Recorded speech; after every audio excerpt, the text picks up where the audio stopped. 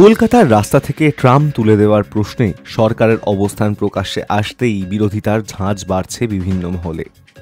সমাজ মাধ্যমে সরকারের ঘোষিত এই অবস্থানের সমালোচনা ছাড়াও পথে নেমে আন্দোলনের দিকে এগোচ্ছে একাধিক সংগঠন। শুক্রবার একাধিক ট্রাম প্রেমী সংগঠনের যৌথ মঞ্চ ট্রাম বাঁচাও কমিটির পক্ষ থেকে কলকাতা প্রেস ক্লাবে একটি সাংবাদিক সম্মেলন করা হয়। সেখানে ট্রাম রক্ষার দাবিতে আগামী 5ই অক্টোবর কলেজ স্কোয়ার থেকে শ্যামবাজার পর্যন্ত মিছিলের ডাক দেওয়া হয়েছে। মঞ্চের সহযোগী একাধিক সংগঠন পর্যায়ক্রমে বিভিন্ন ট্রাম ডিপোর সামনে বিক্ষোভ দেখায় বলেও জানিয়েছেন। ট্রাম বাঁচাও মঞ্চের অভিযোগ, ট্রাম রক্ষার দাবি নিয়ে মামলা শুনানিতে কলকাতা হাইকোর্ট পুলিশ এবং প্রশাসনকে ট্রাম চালানোর উপায় খুঁজে বার করতে বলেছে। তাঁদের দাবি, শহরের গণপরিবহন ব্যবস্থায় ট্রামের গুরুত্বকে স্বীকৃতি দিয়েই আদালতের এই পর্যবেক্ষণ। সেখানে পুলিশ এবং কলকাতা পুর কর্তৃপক্ষের ট্রাম চালাতে না চাওয়ার যুক্তিকে সরাসরি ভ্রান্ত বলে দাবি করেছেন আন্দোলনকারীরা। মঞ্চের আরও বক্তব্য, ট্রামের জন্য যানজট হয় না, বরং বেআইনি পার্কিংয়ের কারণে যানজট হয়।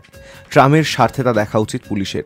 বহু রাস্তায় ট্রাম তুলে দেওয়ার পরেও যানজট থেকে মুক্তি মেলেনি বলেও অভিযোগ করেছেন তারা। এদিন কলকাতা ট্রাম ইউজার্স অ্যাসোসিয়েশনের তরফে উপস্থিত ছিলেন দেবাশিস ভট্টাচার্য এবং মহাদেব শি। Hi news network.